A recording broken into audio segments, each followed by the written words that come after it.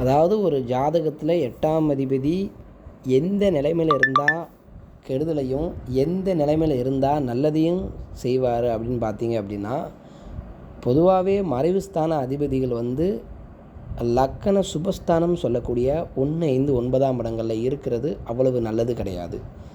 8ஆம் வீட்டு அதிபதி லக்கணத்தில் இருக்கிறாரு அப்படிங்கிற பட்சத்தில் அந்த ஜாதகரை கெடுப்பார். அந்த ஜாதகருக்கு நோய் நொடி, உடல் ரீதியாக சில பல பாதிப்புகளை கொடுத்து அந்த ஜாதகரை ஸ்தம்பித்து போக வைப்பார். அது மட்டும் இல்லாமல் லக்கணத்தில் 8ஆம் வீட்டு அதிபதி இருக்கிறது அந்த லக்கணாதிபதியை பிறந்த ஊரில் வசிக்க விடாமல் வெளிநாடு, வெளி மாநிலம் இந்த மாதிரி இடங்கள்லே இருக்க வைப்பார். அது மட்டும் இல்லாமல் வீட்டில் வளர விடாமல் ஹாஸ்டலு, ஆச்சி தாத்தா வீடு இந்த மாதிரி இடங்களில் வாழ வைப்பார். அதனால் 8ஆம் வீட்டு மறைவு ஸ்தானாதிபதினு சொல்லக்கூடிய அந்த அட்டமாதிபதி லக்கணத்தில் இருக்கிறது அவ்வளவு சிறந்த ஒரு நல்ல அமைப்பு கிடையாது. 8ஆம் வீட்டு அதிபதிக்கு வேறு ஏதாவது ஒரு நல்ல ஆதிபத்தியம் வாங்கி வந்துச்சுன்னா கொஞ்சம் பரவாயில்லன்னு சொல்லிக்கிடலாம். 8ஆம் வீட்டு அதிபதி 2ஆம் பாவத்தில் இருக்கார் அப்படின்ற பட்சத்தில் பார்த்திங்க அப்படின்னா குடும்ப பாவத்தை கெடுப்பார், தனபாவத்தை கெடுப்பார். வருமானம் அப்படின்ற விஷயத்தில் அந்த சாதகருக்கு ஒரு முட்டுக்கட்டையாக இருக்கும். 3ஆம் வீட்டில் இருக்கும் பொழுது இளைய சகோதரஸ்தான உறவுகள் அடிபடும். இளைய சகோதர உறவு நிலைகள் அந்தளவுக்கு ஒரு விருத்தியாக இருக்காது.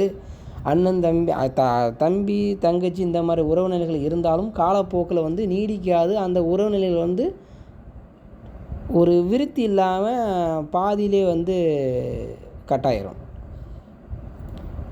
4ஆம் வீட்டில் போய் அட்டமாதிபதினு சொல்லக்கூடிய 8ஆம் வீட்டு அதிபதி இருக்கும் பொழுது தாயாருக்கு தோஷத்தை தரும். தாயாருக்கும் ஜாதகருக்கும் ஒரு உறவு நிலைகள் சரியில்லாத சூழ்நிலை கொடுக்கும். சில பேருக்கு மாற்றாந்தாய் அமைஞ்சிருவாங்க. அது மட்டும் இல்லாமல் 4ஆம் இடத்துல 8ஆம் வீட்டு அதிபதி இருக்கும் பொழுது வண்டி வாகனம் சம்மந்தப்பட்ட விஷயங்களில் நல்ல விதமான அந்த ஒரு பலன்களாக அந்த 8ஆம் வீட்டு அதிபதி தர விட மாட்டார். 8ஆம் வீட்டு அதிபதி பொதுவாக 4ஆம் வீட்டில் இருக்கிறது மாத்திரு தோஷம் அப்படின்னு ஒரு பொதுவான விதி உண்டு. மாத்திரு தோஷம்னா தாய்வழி சொந்த பந்தங்கள் அப்படிங்கிற ஒரு விஷயத்தில் அந்த ஜாதகருக்கு ஒரு பிரச்சனைகள் எப்பொழுதுமே இருக்கும். 4ஆம் வீட்டில் அதே மாதிரி 8ஆம் வீட்டு அதிபதி அமரும் பொழுது இருக்கும் பொழுது பிறந்த ஜாதகத்தில் நீங்கள் லக்கணத்துக்கு 4ஆம் வீட்டை அலசி பார்க்கும் பொழுது அந்த 4ஆம் வீட்டில் 8ஆம் வீட்டு அதிபதி இருக்கார் அப்படின்ற பட்சத்தில் அந்த ஜாதகருக்கு வீடு குடியிருக்கிற வீடு வாடகைக்கு குடியிருக்கிற வீடாக அமைஞ்சிரும். அவருடைய சொந்த வீடாக இருந்தாலும் அதை பேணி பாதுகாக்க முடியாத வண்ணமாக ஒரு குறிப்பிட்ட சில காலப்போக்கில் அந்த வீடை விற்கக்கூடிய சூழ்நிலை உருவாகிடும். அதுவும் விற்று நல்ல விதமாக அந்த காசு கைக்கு கிடைக்குமா அப்படின்னு பார்த்தீங்க அப்படின்னா அதுவும் கிடைக்காது. சில பல பார்த்தீங்க அப்படின்னா அரசாங்கத்தாலோ எதிரிகளாலோ கைப்பற்றப்படும். அபராதத்தால் அந்த வீடு நஷ்டத்துக்கு போயிடும். இந்த மாதிரி அமைப்புகள் 8ஆம் வீட்டு அதிபதி 4ஆம் வீட்டில் அமர்ந்திருந்தால் கொடுப்பார். வண்டி வாகனம் அபராதத்தில் போயிடும். அதே மாதிரி ஏதாவது கேஸில் விபத்தில் மாட்டிக்கிடும். சம்மந்தமில்லாத பிரச்சனை போய் வண்டி வாகனம் மாட்டிக்கிடும். வீண் அபராதத்தால் வண்டி வாகனம் ஸ்டேஷனுக்கு போய் அந்த ஸ்டேஷனில் போய் வண்டி எடுக்க முடியாத சூழ்நிலைகள் உருவாகிடும். 8ஆம் வீட்டு அதிபதி லக்கணத்துக்கு 4ஆம் வீட்டில் இருக்கும் பொழுது இந்த மாதிரி பலன்களை ஃபுல்லாக செய்யும். வியாபாரம் தொழில் ரீதியாக பார்த்திங்க அப்படின்னா வியாபாரம், கால்நடை இந்த மாதிரி விஷயங்களை அந்த ஜாதகருக்கு 8ஆம் வீட்டு அதிபதி 4ஆம் வீட்டில் இருக்கும் பொழுது அந்தளவுக்கு ஒரு விருத்தியாக இருக்காது. பிஸ்னஸ்ஸு, மார்க்கெட்டிங் இந்த மாதிரி விஷயத்தில் அந்த சாதகர் இருக்கார் அப்படின்னா அந்த விஷயத்துலேருந்து அவருக்கு ஒரு சாட்டிஸ்ஃபேக்ஷன் இருக்காது. வியாபாரத்தில் எப்பொழுதுமே நட்டத்தையே சம்பாதிப்பார். லாபம் அந்தளவுக்கு பெருமளவு இருக்காது. கைக்கு வரக்கூடிய வருமானம் அவருடைய அன்றாட சாப்பாடுக்கே கஷ்டப்படக்கூடிய சூழ்நிலை உருவாகிடும். வியாபாரம் விருத்தியான சூழ்நிலை எப்பொழுதுமே இருக்காது. ஆனால் அந்த வியாபாரத்தை விட்டு வெளியில் வேறு ஏதாவது தொழில் பார்க்கலாம் அப்படின்னு பார்த்தாலும் அவரால் முடியாது. இந்த மாதிரி 8ஆம் வீட்டு அதிபதி 4ஆம் வீட்டில் இருந்தால் இந்த மாதிரி கெடுதல் பலன்களை கொடுப்பார். 8ஆம் வீட்டு அதிபதி 4ஆம் வீட்டில் இருக்கும்பொழுது வேறு என்ன மாதிரியான பலன்களை கொடுப்பாருன்னு பார்த்தீங்க அப்படின்னா கால்நடை வளர்ப்பு. ஆமாம், கிராமத்து சைட்லாம் பார்த்திங்க அப்படின்னா கால்நடை வளர்ப்பு இன்னும் ஒரு அவங்களுக்கு அன்றாட தொழிலே மெயினான தொழில் விவசாயம், கால்நடை இதெல்லாம் இருக்குது பார்த்தீங்களா. 8ஆம் வீட்டு அதிபதி 4ஆம் வீட்டில் இருக்கார் அப்படின்னா அந்த விவசாயம் சம்மந்தப்பட்டது, கால்நடை சம்மந்தப்பட்டது இதெல்லாம் ரொம்ப அடிமேலே அடி விழும். 8ஆம் வீட்டு அதிபதி 5ஆம் வீட்டில் இருக்கார் அப்படின்னா புத்திரதோஷம், கடுமையான புத்திரதோஷ ஜாதகம் அப்படின்னு சொல்லலாம். 8ஆம் வீட்டு அதிபதி 5ஆம் வீட்டில் இருக்கும் பொழுது அந்த ஜாதகருக்கு கடுமையான மிக கொடுமையான அவமானங்களை வாங்கி தரும். ஜெயிலுக்கெலாம் போயிட்டு வருவார். அவர் மேலே ஏற்கப்பட்ட கேஸ் புக்கிங் ஆகும். எஃப்ஐஆர்லாம் நிறைய எஃப்ஐஆர் கிடக்கும். அவமானங்களை துணிஞ்சு ஏற்றுக்கிட்டு இருப்பார்.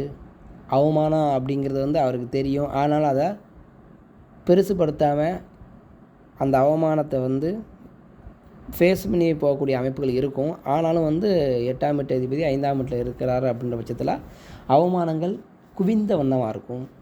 புத்திரதோஷம் இருக்கும். சுபகாரியங்கள் சரியான வயதில் நடைபெறாமல் இருக்கும். 5ஆம் இடம் பூர்வீகஸ்தானம் அப்படிங்கிறாங்க.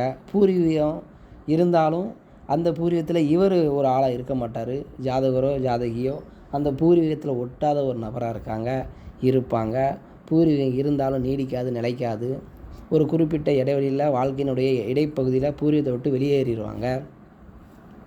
8ஆம் வீட்டு அதிபதி 6ஆம் வீட்டில் வந்து இருக்கிறது நல்லதா அப்படின்னு கேட்டிங்க அப்படின்னா 8ஆம் வீட்டு அதிபதி 6ஆம் வீட்டில் வந்து இருக்கிறது ஒரு வகையில் நல்லது. 6, 8, 12ஆம் வீட்டு அதிபதிகள் தங்களுக்குள் 6ஆம் வீட்டு அதிபதி 8ஆம் வீட்லையும் 8ஆம் வீட்டு அதிபதி 6ஆம் வீட்லையும் 12ஆம் வீட்டு அதிபதி 6ஆம் வீட்லையும் இந்த மாதிரி தங்களுக்குள் இடம் மாறி பரிவர்த்தனை பற்றி இருப்பது கிட்டத்தட்ட விபரீத ராஜயோக அமைப்பு அப்படின்னு சொல்லப்பட்டு இருக்கிறது. அப்படி இருந்தாலுமே வந்து லக்கண சுபர்களுடைய தொடர்பு, பார்வை, சேர்க்கை இந்த மாதிரி ஏதாவது ஒரு அமைப்பு இருந்துச்சு அப்படின்னா அந்த 8ஆம் வீட்டு அதிபதி திடீர்த்தன லாபங்களையும் கொடுப்பார். 8ஆம் வீட்டு அதிபதி 6ஆம் வீட்டில் போய் இருக்கிறது நல்லதா அப்படின்னா எல்லா லக்கணத்துக்கும் அப்படி சொல்லிட முடியாது. ஒரு சில ஜாதகத்துக்கு 8ஆம் வீட்டு அதிபதி 6ஆம் வீட்டில் போய் இருக்கிறதுனாலையும் சில பல வம்பு வழக்குகள், வீண் விவாதங்கள், சண்டை, அதாவது இவரே வம்பை விலை கொடுத்து வாங்கக்கூடிய சூழ்நிலைகள், இந்த மாதிரி பிரச்சனைகள்லாம் உருவாகும். சும்மாவே இருந்து பொழுதை கழிக்கிறது, கேலி கிண்டல் பேசி தெருவில் போகிற பிரச்சனையை இவர் மேலே இழுத்து விட்டுக்கிறது, இந்த மாதிரி பிரச்சனையெல்லாம் 8ஆம் வீட்டு அதிபதி 6ஆம் வீட்டில் போய் இருக்கும் பொழுது நடக்கும். 8ஆம் வீட்டு அதிபதி 7ஆம் வீட்டில் வந்து இருக்கும் பொழுது கலத்தர தோஷ ஜாதகமாக மாறிடும். மனைவியால் ஒரு வரக்கூடிய அந்த ஜாதகருக்கு வரக்கூடிய மனைவியோ அல்லது பெண் ஜாதகமாக இருந்தால் கணவனோ உருப்படியான பெண்ணாக இருக்க மாட்டாங்க. உருப்படாத கணவனாக வந்து அமைச்சிருவார். சரிவர தொழில் செய்யாத, குடும்பத்தை கவனிக்காத, குடும்பத்தை வழிநடத்த முடியாத, குடும்ப மீது பற்றுதல் இல்லாத கணவன் மனைவி அமைஞ்சிருவாங்க.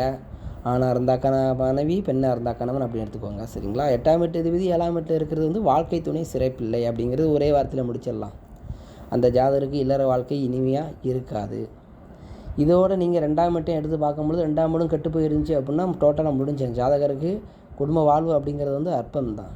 8ஆம் வீட்டு அதிபதி 8ஆம் வீட்டில் இருக்கிறது நல்லதா அப்படின்னு கேட்டிங்க அப்படின்னா எல்லா லக்கணத்துக்குமே 8ஆம் வீட்டு அதிபதி 8ஆம் வீட்டில் இருக்கிறார் அப்படின்ற பட்சத்தில் ஆட்சி பலம் பெறுவார் தான். அதுக்கு நிகராக லக்கணாதிபதி வலிமையாக இருக்காரா அப்படிங்கிறத பார்க்கணும். எப்பொழுதுமே 8ஆம் வீட்டு அதிபதி அதிக வலிமை பெறக்கூடாது அப்படிங்கிறது ஒரு விதி. இப்போ ரிஷப லக்கணத்துக்கு 8ஆம் வீட்டு அதிபதி குரு ஆட்சி பெற்றாலும், மேச லக்கணத்துக்கு 8ஆம் வீட்டு அதிபதி செவ்வாய் 8ஆம் வீட்டிலே ஆட்சி பெற்றாலும், மிதுன லக்கணத்துக்கு 8ஆம் வீட்டு அதிபதி சனி 8ஆம் வீட்டிலே ஆட்சி பெற்றாலும், அடுத்து கன்னி லக்கணத்துக்கு 8ஆம் வீட்டு அதிபதி 8ஆம் வீட்டிலே ஆட்சி பெற்றாலும், இந்த மாதிரி 8ஆம் வீட்டு அதிபதி 8ஆம் வீட்டிலே வலுப்பெறும் பொழுது அதற்கு நிகராக லக்கணாதிபதியும் வலிமையாக இருந்தால் ஜாதகம் ஓரளவுக்கு அதை ஃபேஸ் பண்ணி போகும். எந்த ஒரு ஜாதகத்திலையும் லக்கணாதிபதியை விட 8ஆம் வீட்டு அதிபதி அதிக வலிமை பெறக்கூடாது. 8ஆம் வீட்டு அதிபதி 9ஆம் வீட்டில் இருக்கும் பொழுது பித்ருதோஷம், ஒரே வார்த்தையில் சொல்லிடுறேன். 8ஆம் வீட்டு அதிபதி 9ஆம் வீட்டில் வந்து இருக்கிறார் அப்படின்ற பட்சத்தில் பித்ருதோஷம், பாட்டனார் பூட்டனார் சேர்த்து வச்ச சொத்து சம்பாத்தியங்கள் வந்து இருந்தாலுமே அவரால் வந்து அதை அனுபவிக்க முடியாது. காலப்போக்கில் வந்து அது கைமீறி போயிடும். அது கையில் ஒட்டாது. பூர்வீக சொத்து தங்காது, கையில் கிடைக்காது. 9ஆம் வீட்டு அதிபதி தகப்பனாராக இளமையிலேயோ அல்லது குழந்தை பருவத்திலேயோ இழக்கக்கூடிய சூழ்நிலைகள் உருவாயிடும். தகப்பனார் இருந்தாலும் இல்லாத நிலை உருவாகிவிடும். தகப்பனாரே இருந்தாலும் அந்த தகப்பனாரால் நல்ல விதமான ஒரு அன்பு, பாசம், அரவணைப்பு அப்படிங்கிறது அந்த சாதகருக்கு கிட்டாது. இதெல்லாம் வந்து 8ஆம் வீட்டு அதிபதி நல்ல ஸ்தானங்களில் இருந்தாலும் சரி கடுமையாக அந்த நல்ல ஸ்தானங்கள் பாதிக்கப்படும் அப்படிங்கிறது உதாரணம். இதெல்லாம் 8ஆம் வீட்டு அதிபதி 9ஆம் பாவத்தில் இருந்தால் பித்ருதோஷம் மட்டும்தானா, வேறு எதுவும் பிரச்சனை இல்லையா கேட்டிங்க அப்படின்னா பெண்களுக்கு 9ஆம் இடம், பெண்கள் ஜாதகத்தில் 9ஆம் இடத்துல போய் 8ஆம் வீட்டு அதிபதி இருக்கிறது மாங்கல்ய தோஷத்தை கொடுக்கும். பெண்களுக்கு மாங்கல்ய பாவம் 8ஆம் பாவம் அப்படின்னு ஜோதிட நூல்களில் கொடுத்துருந்தாலும் அனுபவத்தில் 9ஆம் பாவத்தை எடுத்து கணிச்சு பாருங்கள், கரெக்டாக இருக்கும். பெண்களுக்கு 9ஆம் பாவம் ஆண்கள் ஜாதகத்தை விட மிக முக்கியமான பாவம். 10ஆம் பாவத்தில் 8ஆம் வீட்டு அதிபதி அமரும் பொழுது தொழில் முறையில் சிறந்த அமைப்பு இருக்காது. ஒரு நிலையான வேலை அமையாது. எப்பொழுதுமே வேலையில் ஒரு பிரச்சனை இருந்துக்கிட்டே இருக்கும்.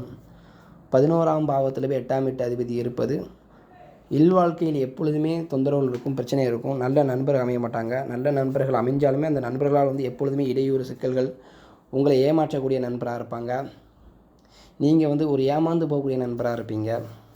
மூத்த சகோதரர்களால் லாபம் இருக்காது. இந்த மாதிரி அமைப்புகள்லாம் இருக்கும். 12ஆம் வீட்டில் 8ஆம் வீட்டு அதிபதி இருக்கிறது ஒரு வகையில் பரவாயில்ல அப்படின்னு சொல்லிக்கலாம். ஆனாலும் 12ஆம் வீடு சுப செலவுகளை விட அசுப செலவுகள் அதிகமாகும்.